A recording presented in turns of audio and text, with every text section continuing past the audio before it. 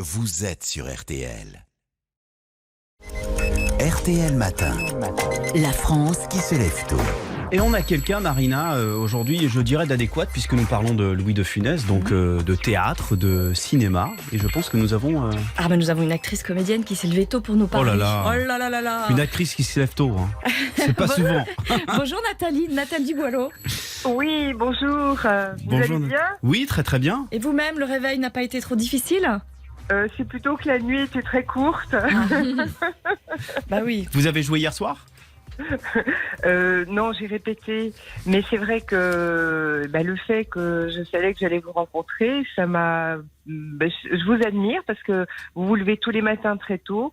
Vous êtes formidable. Vous avez raison, nous sommes des héros. Je pense qu'on peut le dire comme ça. Oui. Mais vous savez, mon père se levait très tôt. Il se levait tous les matins à 4h moins le quart parce qu'il était boucher. Oui. Donc en fait, je me dis, vous êtes admirable de vous lever tôt comme ça. C'est génial. Merci, ça fait plaisir. En même temps, c'est un vrai plaisir d'être là, on va le dire. On a de la chance de faire un métier qu'on aime. C'est pas le cas de tout le monde. Quand le réveil sonne, évidemment, on se dit pas waouh, génial. Et après, on se dit aïe. Mais une fois qu'on est réveillé, on est content, oui. Vous êtes actrice depuis combien de temps, Nathalie ? Écoutez, j'ai commencé, j'étais très très jeune et en fait je fais ça depuis un certain temps. J'ai commencé par un film que tout le monde connaît parce qu'il avait eu un vrai succès. C'était Promotion Canapé. Ah oui, d'accord.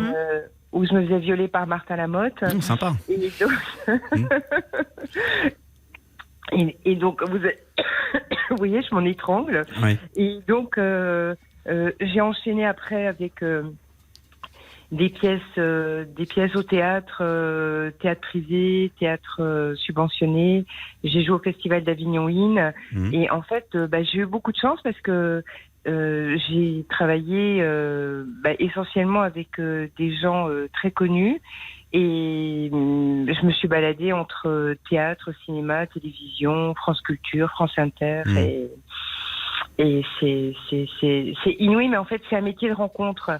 C'est vrai que si j'avais pas rencontré au début Didier Caminca et qu'après j'avais rencontré Georges Lavelli, Jean-Luc Moreau, c'est comme le chemin de la vie, en fait. Oui. Et j'ai eu de la chance. Mais comment on fait justement pour rencontrer ces gens-là qui à un moment peuvent vous donner un coup de pouce ? Parce que y a beaucoup de gens qui veulent être artistes, qui veulent en faire un métier. Écoutez, je sais même pas moi comment j'ai fait. Vous avez eu des opportunités que vous avez saisies ? Non, je crois que moi, ce qui m'a porté chance, c'est que c'est mon rire. C'est-à-dire qu'en fait, la première expérience que j'ai faite, en fait, c'était Radio France. Oui. C'était pas RTL, c'était Radio France. J'ai été engagée pour prêter ma voix à des dramatiques sur France Inter et France Culture, parce qu'en fait, ils cherchaient des comédiennes qui sachent rire, et apparemment, c'était pas si courant que ça. Et donc, j'ai fait plein de dramatiques. À tel point que même il y a des gens qui avaient repéré ma voix, j'ai reçu des lettres d'auditeurs. Et puis après, Jean-Luc Moreau m'a auditionné pour jouer Zerbinette, vous savez, celle qui rigole comme une malade pendant un certain temps dans Les Fourberies de Scapin de Molière. Ouais. Et donc j'ai été auditionnée parmi beaucoup de filles et j'ai joué pendant 2 ans Zerbinette dans Les Fourberies de Scapin. Donc je pense que c'est peut-être un don du ciel que j'ai eu d'avoir ce rire, cette joie de vivre. Voilà, donc peut-être que ça m'a aidé. Et après, c'est vrai que les rencontres, je pense qu'il y a ce qu'on y met soi-même comme volonté, mais il y a peut-être aussi, je sais pas, la vie, quoi. Est-ce qu'on sait pourquoi vous êtes vous et votre camarade elle ? Est-ce que c'est les grands mystères, mais je pense que la passion, il fait beaucoup quand même, et d'être très positif, d'y croire et de pas lâcher, parce que c'est pas un métier, disons-nous, c'est pas les bisounours, quoi. Il faut y aller, il faut travailler. Oui, il y a des périodes de creux aussi parfois, hein. Écoutez, moi les creux, je les ai toujours saisis au vol, et c'est pour ça que j'ai fait du one woman show, parce qu'en fait, à un moment donné, j'ai enchaîné, j'ai tourné dans beaucoup de films, beaucoup de séries policières, j'ai enchaîné, et puis à un moment donné, on m'a proposé des choses, mais qui m'intéressaient moins, et je me suis mis à écrire sans y croire. Mais quand je jouais avec Smaïn dans les Faubourgs de Scapin, il me disait souvent, quand je sortais de scène, il me disait, mais t'as un ticket avec le public, t'as fait un tabac, tu devrais monter sur scène toute seule. Mais je m'en sentais vraiment pas capable. Et puis, je sais pas, j'ai commencé à écrire. À l'époque, j'avais un petit appartement au pied de Montmartre où j'avais mis des bougies, un peu, vous savez, comme l'artiste qui cherche sa inspiration. L'artiste maudit. Oui. Et puis, j'écrivais, j'écrivais. Puis un jour, il y a un attaché de presse qui a été très très célèbre, qui s'appelait Jean-Pierre Dombois, qui existe toujours d'ailleurs. Je lui dis bonjour s'il écoute RTL, et qui m'a présenté à la directrice du Point Virgule. Oui. Et j'ai fait deux passages sur scène. J'ai eu l'impression qu'il y avait un bus qui me passait dessus, parce que c'est très impressionnant quand on est sur scène tout seul. Et puis c'est une toute petite salle, le Point Virgule. Hein. Ouais, c'est une toute petite salle. On est vraiment très très proche du public. Hein.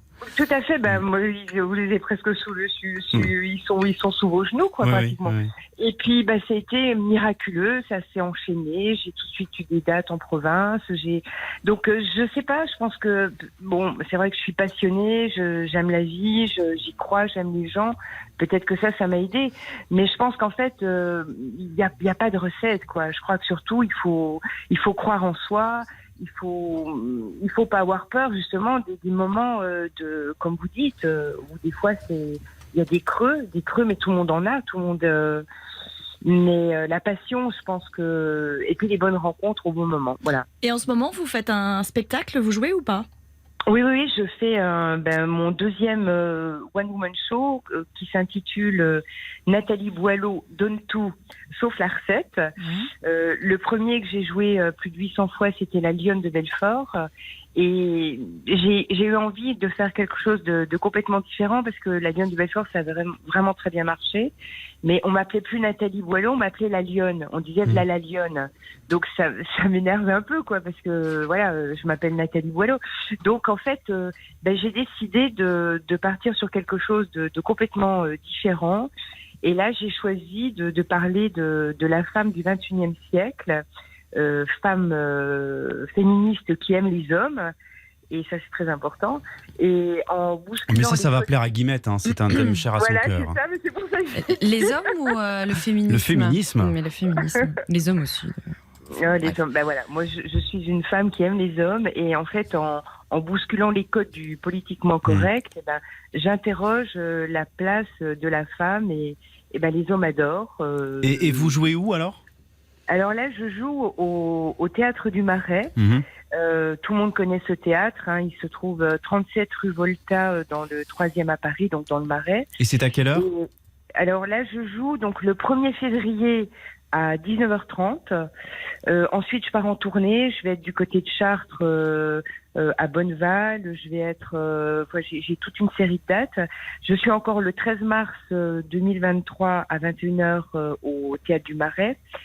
Et en fait, si vous voulez, ce que je fais dans ce spectacle, c'est que je raconte la vie TGV des femmes, et que en fait les mâles, dirons-nous un petit peu dominants, trouvent tout à fait normal. Et moi, par l'humour et la dérision, je montre en fait la contingence de la vie quotidienne qui n'est pas celle retoucher des photos des magazines féminins.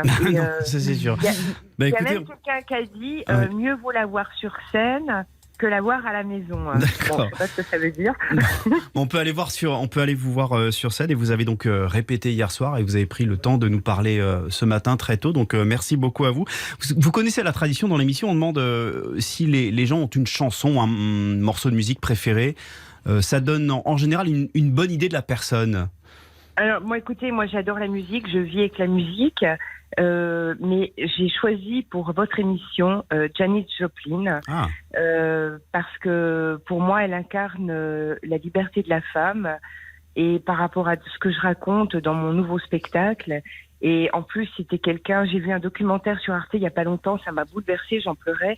En fait, elle voulait atteindre le sommet, l'inaccessible étoile, et il y a quelque chose qui est bouleversant et magnifique. Voilà. On écoute, c'est Summertime. Voilà, merci beaucoup. Merci beaucoup à vous, Nathalie.